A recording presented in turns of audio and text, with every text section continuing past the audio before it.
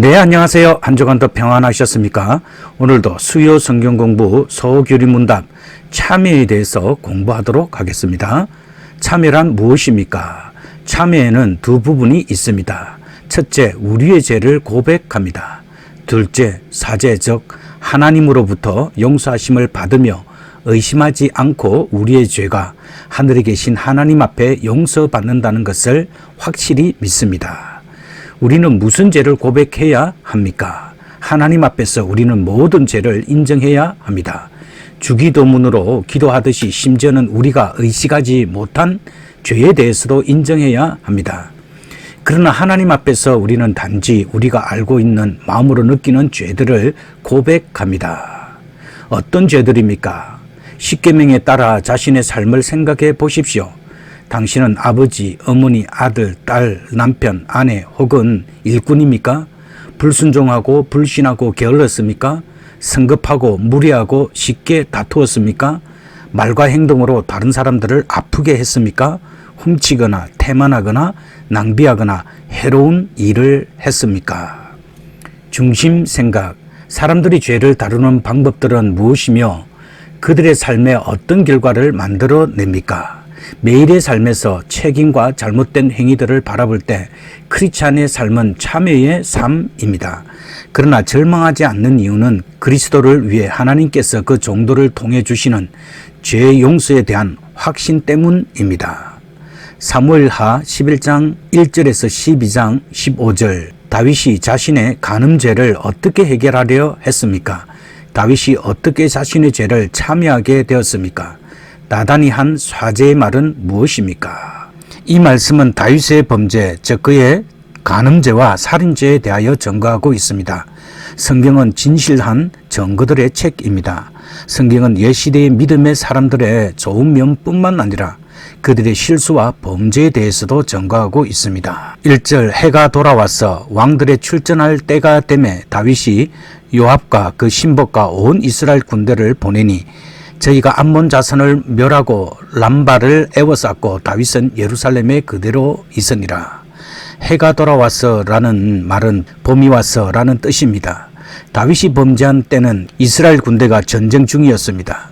그가 군대 장관 요압과 그 신복과 온 이스라엘 군대를 보내어 그들이 암몬 자손을 멸하고 람바성을 포위하고 있을 때이었습니다. 따뜻한 봄이 왔고 이스라엘 군대가 출전하여 암몬 자손들의 랍바성을 정복하려 한 때이었습니다. 2절에서 5절, 저녁 때에 다윗이 그 침상에서 일어나 왕궁 지붕 위에서 거닐다가 그곳에서 보니 한 여인이 모욕을 하는데 심히 아름다워 보이는지라.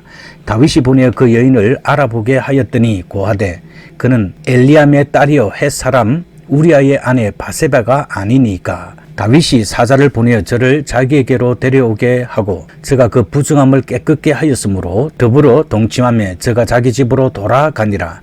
여인이 잉태하며 보내어 다윗에게 고하여 가로되 내가 잉태하였나이다 하니라.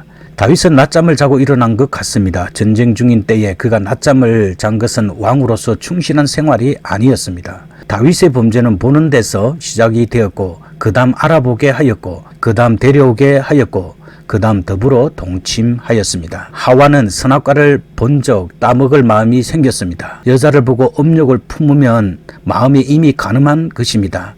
사람이 범죄치 않으려면 보는 것부터 조심해야 합니다. 모든 사람 속에는 죄악성이 있습니다. 경건한 다윗도 그런 죄악성이 있었습니다. 6절에서 13절, 다윗이 요압에게 기별하여 햇사람 우리아를 내게 보내라 하며 요압이 우리아를 다윗에게로 보내니 우리아가 다윗에게 이르매 다윗이 요압의 군부와 군사의 안부와 싸움에 어떠한 것을 묻고 저가 또 우리아에게 이르되 내 집으로 내려가서 발을 씻으라 하니 우리아가 왕궁에서 나가매 왕의 식물이 뒤따라 가니라. 그러나 우리아는 집으로 내려가지 아니하고 왕궁 문에서 그 주의 신복들로 더불어 잔지라. 다윗이 저를 불러 저로 그 앞에서 먹고 마시고 취하게 하니 저녁 때에 저가 나가서 그 주의 신복으로 더불어 침상에 눕고 그 집으로 내려가지 아니하니라. 다윗은 자신의 범죄를 숨기기 위하여 우리아를 전쟁터에서 불러왔으나 우리아는 집으로 내려가 자기 아내와 함께 자지 아니하였습니다. 그는 참으로 충성스러운 군인이었습니다. 다윗은 그를 그 날과 다음 날에도 예루살렘에 유하게 했으나 그는 집으로 내려가지 않았습니다.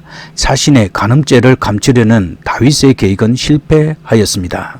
14절에서 17절 아침이 되매 다윗이 편지를 써서 우리아의 손에 붙여 요압에게 보내니 그 편지에 써서 이르기를 너희가 우리아를 맹렬한 싸움에 앞세워 두고 너희는 뒤로 물러가서 저로 맞아 죽게 하라 하였더라.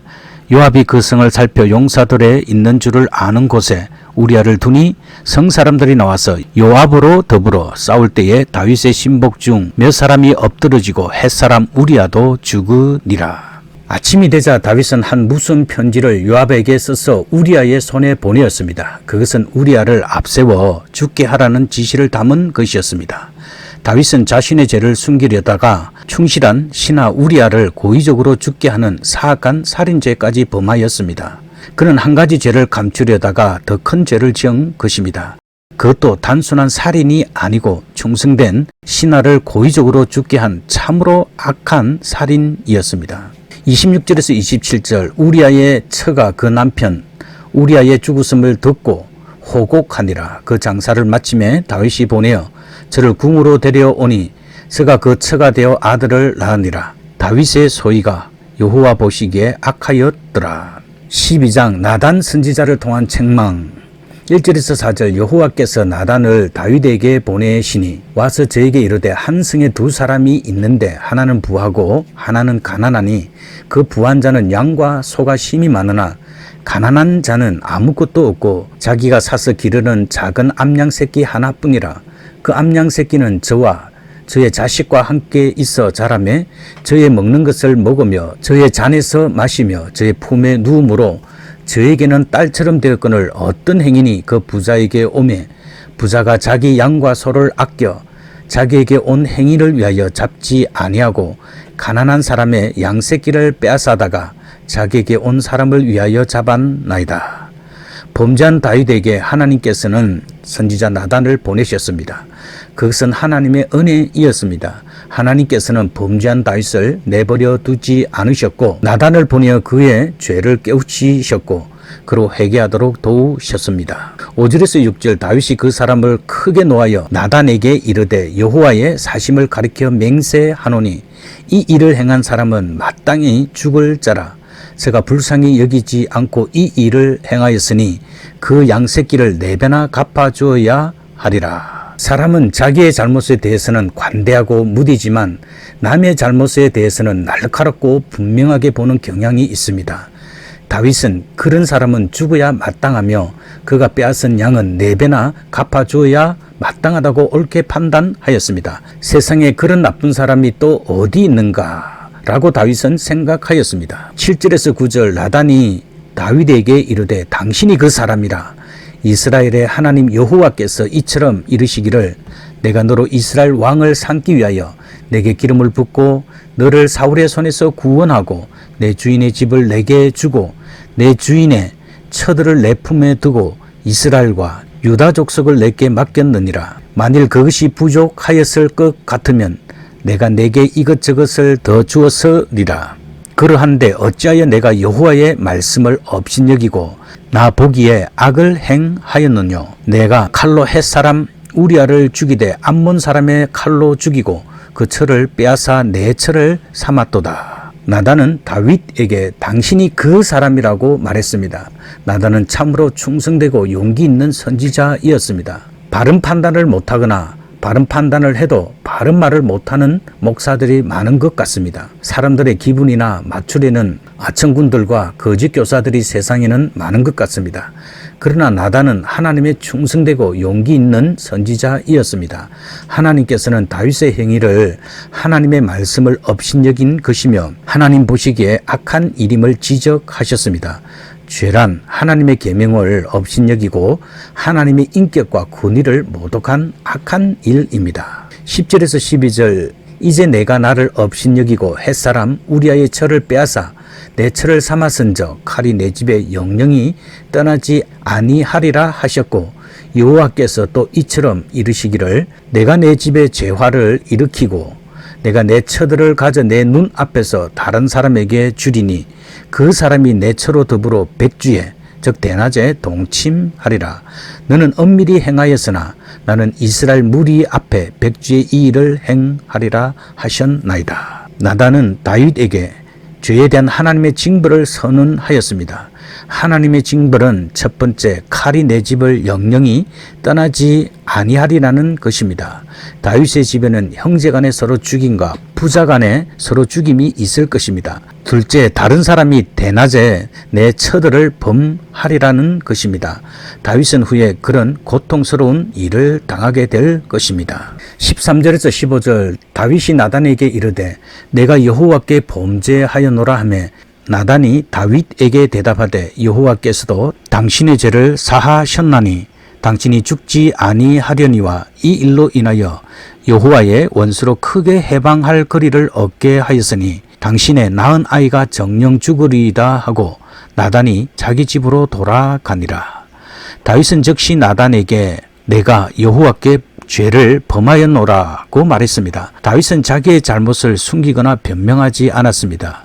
그는 하나님 앞에서 아무것도 숨길 수 없고 변명할 수 없다는 것을 알고 있었습니다. 그는 선지자를 통해 전달된 하나님의 지적 앞에서 겸손히 엎드렸습니다. 그는 참으로 회개하였습니다. 모든 죄인에게 필요한 것은 내가 하나님께 범죄하였습니다 라는 이 진실한 한마디의 고백뿐입니다. 나단은 즉시 하나님의 용서를 선포했습니다. 누구든지 진심으로 죄를 고백하고 뉘우치고 회개하면 즉시 하나님의 용서를 받을 것입니다. 그러나 하나님의 용서가 모든 징벌의 면제를 의미하는 것은 아니었습니다. 이미 선포된 징벌은 그대로 시행될 것입니다. 죄에 대한 징벌의 대가는 참으로 두려운 것입니다. 그러므로 우리는 죄를 가볍게 여겨서는 안 됩니다. 이미 선포된 징벌에 더하여 나단은 다윗에게 당신의 낳은 아이가 정령 죽으리라고 말했습니다. 또 그런 징벌의 이유는 하나님의 원수들로 크게 비난할 거리를 얻게 하였기 때문이라고 말하였습니다. 크리스찬으로서 우리는 죄를 참여할 때 다른 모든 것들보다 하나님을 경외하고 사랑하고 신뢰하는 데 실패했다는 사실을 인정합니다. 그리스도의 사죄, 즉 용서는 사람들의 입에 두신 자신의 말씀을 통해 죄로부터 해방되었다는 것을 선포하는 것입니다. 소교리문답 깊게 읽기. 참회의 첫 부분은 무엇입니까? 우리는 먼저 죄를 고백, 즉 인정합니다. 참회 시 우리는 우리의 죄들이 하나님께 거스리는 것이며 영원한 벌을 받기에 마땅하다는 것을 인정합니다.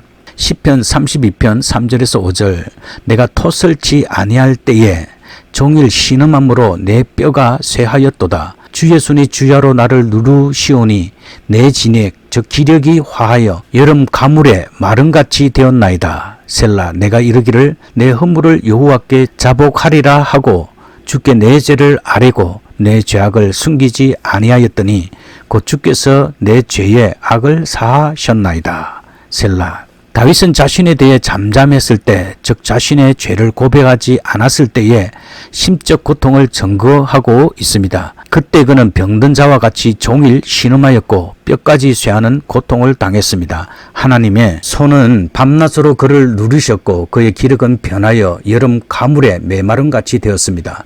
성도는 죄를 짓고 회개치 않을 때 이런 고통을 당합니다. 죄는 잊으려 해도 쉽게 잊을 수 없고 지우려 해도 쉽게 지울 수 없는 것입니다. 그러나 죄로 인한 우리의 마음의 고통은 우리로 하여금 진실한 회개를 하게 하는 하나님의 은혜의 손길입니다. 그러므로 다윗은 자신의 죄를 하나님께 솔직히 고백하였습니다. 다윗은 자신의 죄를 인정하고 그 죄를 숨기지 않고 하나님께 자복하였습니다. 다윗이 죄를 고백하기 전까지 하나님께서 그를 모르셨는가? 아닙니다. 하나님께서는 모든 일들을 다 아셨지만 그가 원하는 것은 단지 우리가 우리의 죄를 그 앞에서 인정하고 그 죄로부터 돌이켜 떠나는 것입니다. 하나님께서는 회개하는 다윗의 죄를 용서해 주셨습니다.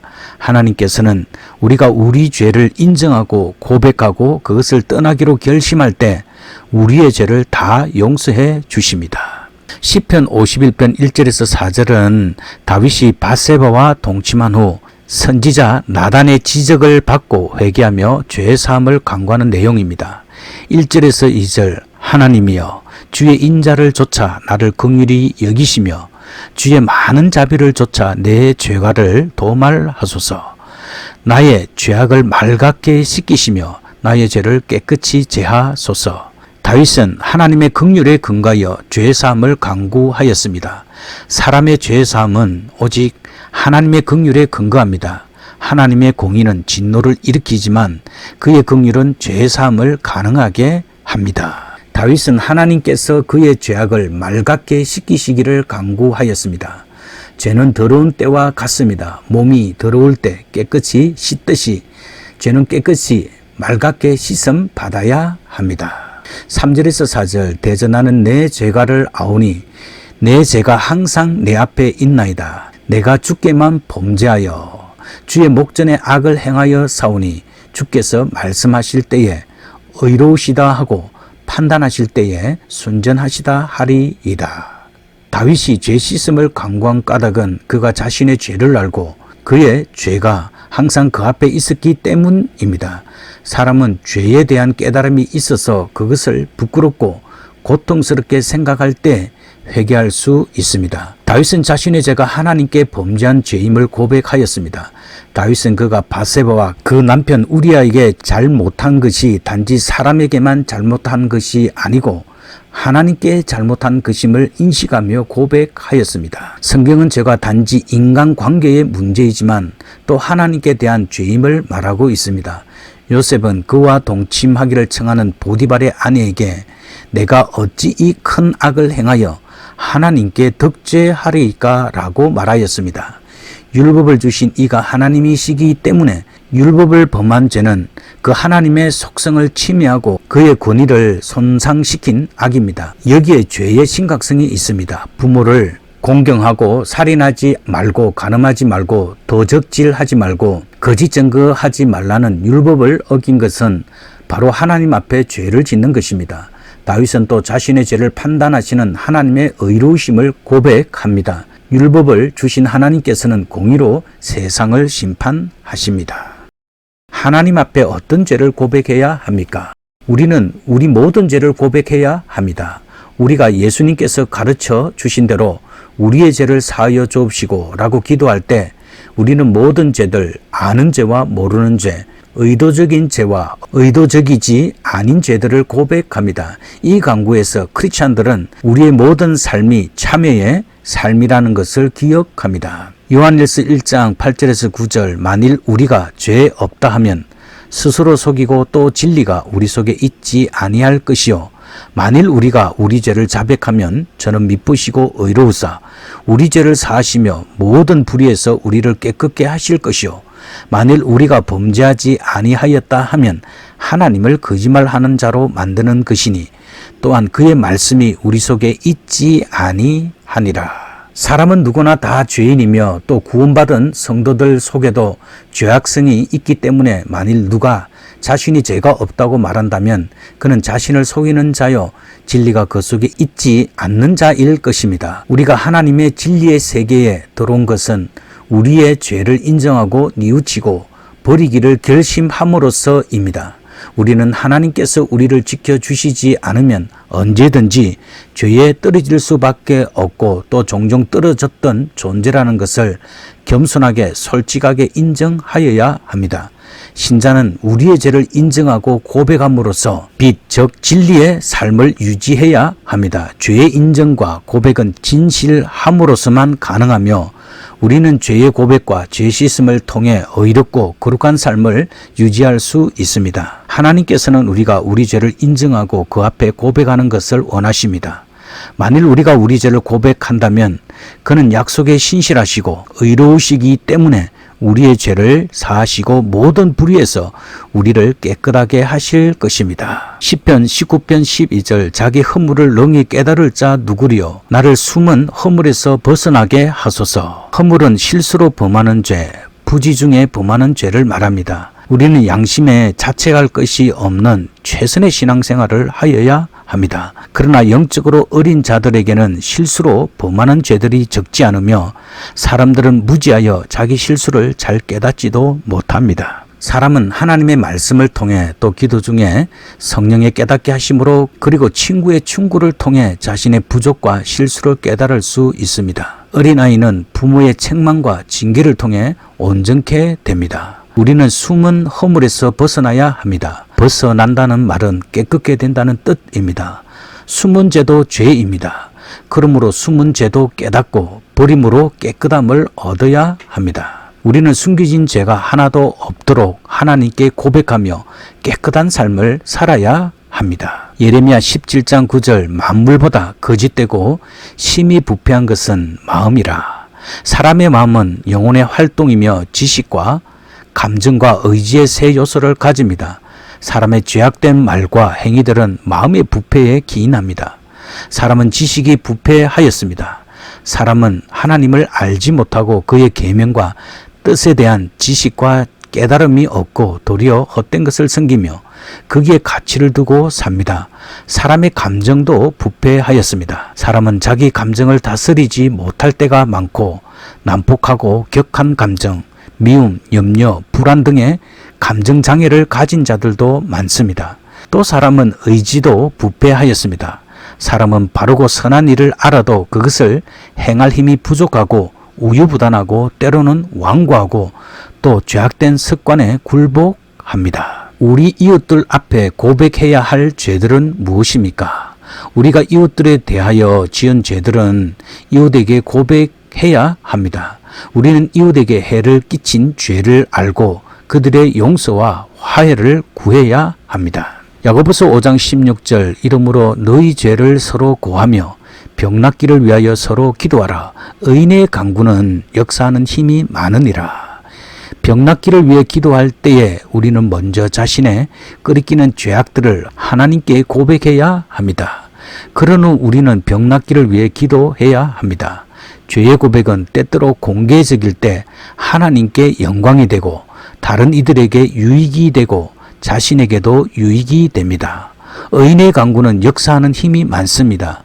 의인은 예수님을 믿음으로 의롭다 하심을 얻고 실제로 의롭게 사는 성도들을 가리킵니다. 간구는 힘 있는 기도, 간절한 기도라는 뜻입니다. 성도들의 힘 있는 그리고 간절한 기도는 역사하는 힘이 많습니다. 병치료에 있어서 뿐만 아니라 또한 범사의 기도는 능력입니다. 기도는 하나님의 선한 일을 이루는 수단이며 하나님의 도우심을 받는 방법입니다. 마태복음 5장 23절에서 24절 그러므로 예물을 제단에 드리다가 거기서 내 형제에게 원망 들을 만한 일이 있는 줄 생각나거든 예물을 제단 앞에 두고 먼저 가서 형제와 화목하고 그 후에 와서 예물을 드리라.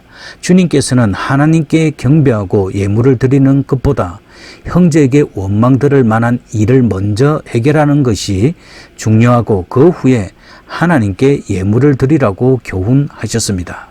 사랑을 실천하고 화목하는 것이 예배보다 더 중요하다고 교훈하신 것입니다. 예배의 행위보다 우리의 실생활이 더 중요합니다. 형제를 미워하는 것은 살인하는 것입니다. 우리가 그런 죄 가운데 있다면 우리는 아직 구원받지 못한 자일 것입니다. 구원받은 자의 표는 의를 행하고 서로 사랑하는 것입니다. 창세기 50장 15절에서 21절, 골로새서 3장 12절에서 15절, 누가복음 9장 1절에서 10절 말씀을 읽으십시오.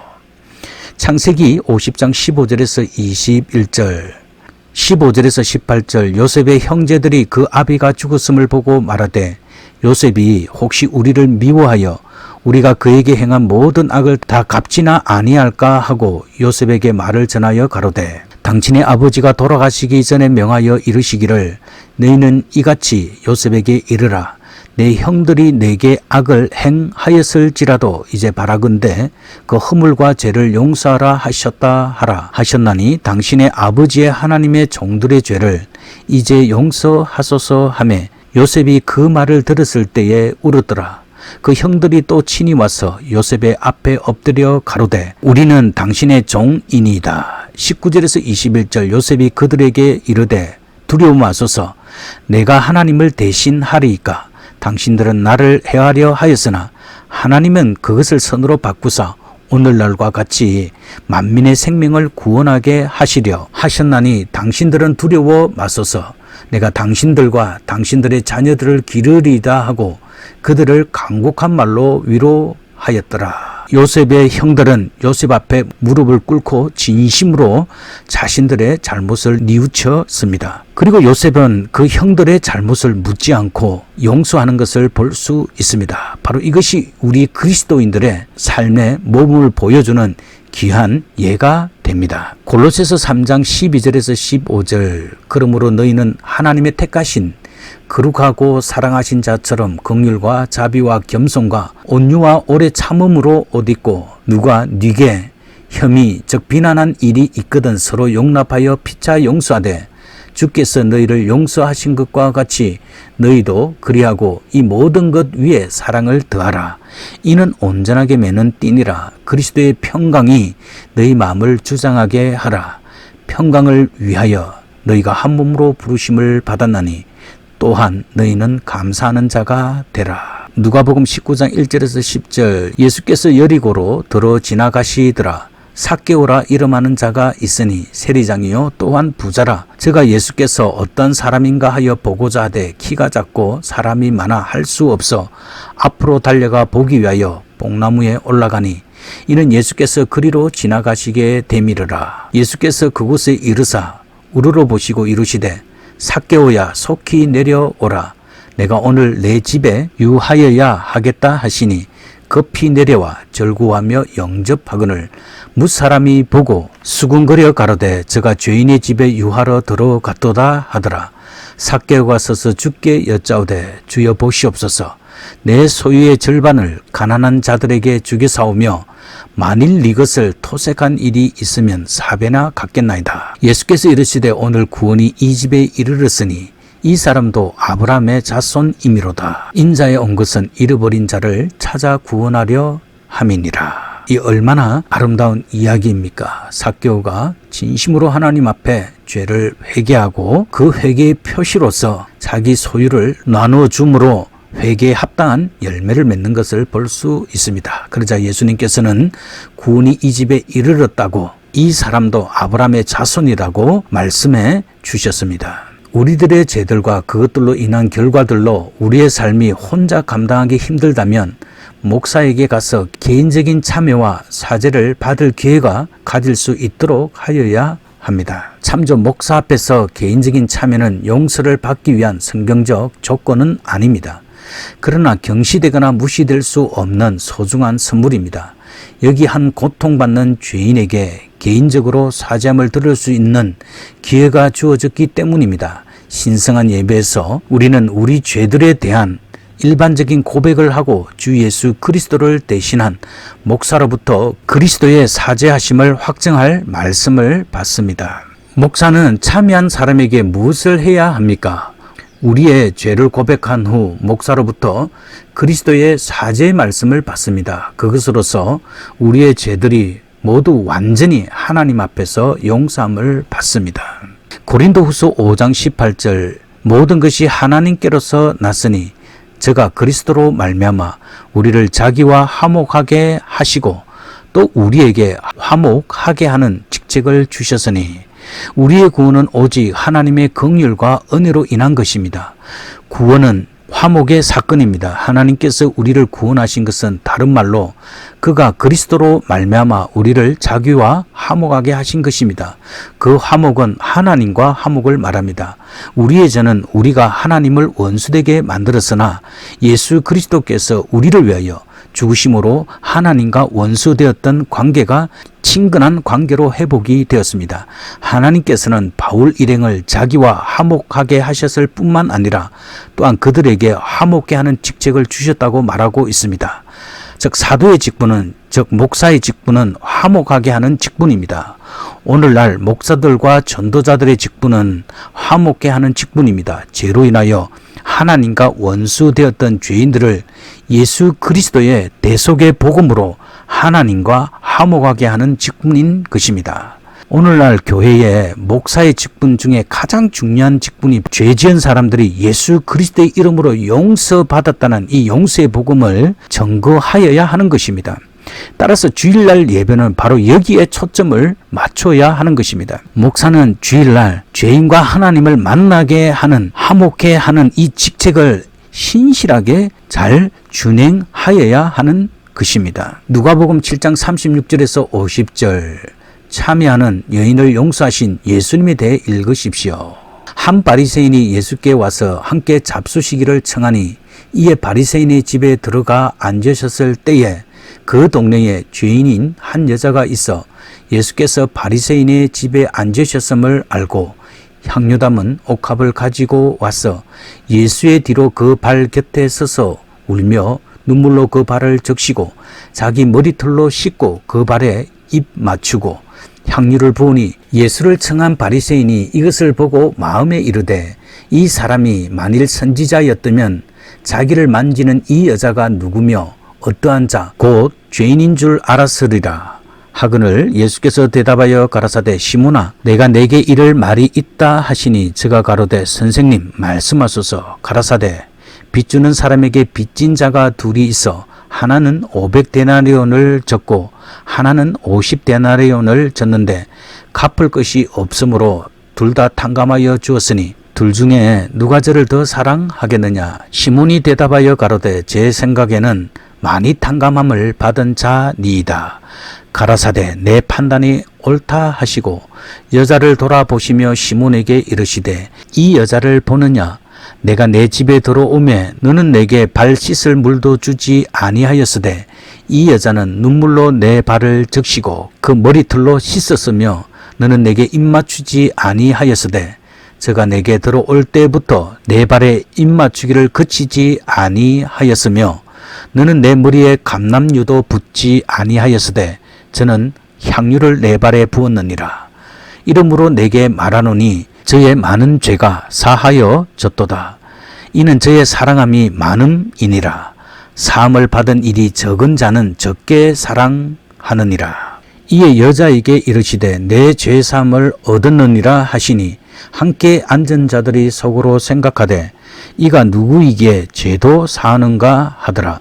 예수께서 여자에게 이르시되 내 믿음이 너를 구원하였으니 평안히 가라 하시니라. 예수님의 발 곁에 서서 울며 눈물로 그 발을 적신 것은 자신의 죄를 회개하는 표이었습니다. 또 눈물로 적신 그의 발을 자기 머리털로 씻고 그 발에 입 맞추고 향유를 부은 것은 자신을 지극히 낮추고 예수님을 지극히 높이고 귀하게 여기고 사랑하는 행동이었음이 분명합니다. 그 여자가 자신의 죄를 철저히 뉘우치고 예수님을 하나님의 아들 그리스도로 믿고 그를 높이고 사랑하지 않았다면 그는 결코 이런 행동을 하지 못했을 것입니다. 예수님께서 말씀하시고자 하는 요점은 많은 죄를 사함을 받은 사람이 하나님을 많이 사랑할 것이고 적은 죄를 사함받은 사람이 하나님을 적게 사랑할 것이라는 것입니다. 그 여자가 주님을 향해 극진한 사랑과 존경을 보인 것은 그의 많은 죄가 용서함을 받았다는 표시입니다. 그러나 죄 용서함을 받은 일이 적은 자는 주님을 적게 사랑할 것입니다. 하나님을 사랑함은 죄사함의 원인이 아니나 증거는 됩니다. 48절에서 50절 이에 여자에게 이르시되 죄사함을 얻었느니라. 예수님께서는 이 여인에게 죄사함을 선포하셨습니다. 죄사함은 기쁨과 평안, 용기와 힘의 원천일 뿐만 아니라 거룩한 삶과 성화의 기초와 원동력입니다. 사람의 죄의 용서는 하나님만이 하실 수 있는 고유한 일입니다. 하나님 외에 그 누구도 죄를 사할 수 없습니다.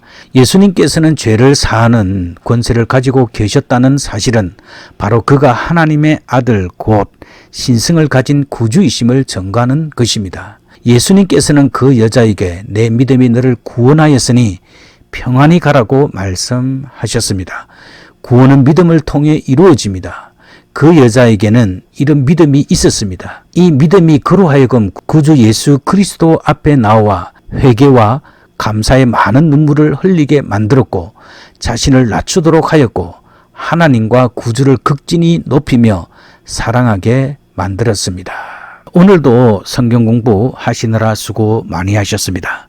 이 참회 부분은 너무나 중요하기 때문에 다시 한 번 더 들으시고 또 정리를 잘 하시면 좋겠습니다. 이제 기도하도록 하겠습니다. 주 예수님, 저의 죄가 하늘에 계신 주님의 성부로부터 용서받게 됨을 감사드립니다. 성령으로서 주님의 약속을 믿을 수 있는 은혜를 주시고 주님의 죽음과 부활 가운데 저를 건지신 자유와 평안 가운데 살게 하소서. 아멘. 네, 다음 주에 또 공부하도록 하겠습니다. 편안한 오후 시간 되십시오. 샬롬.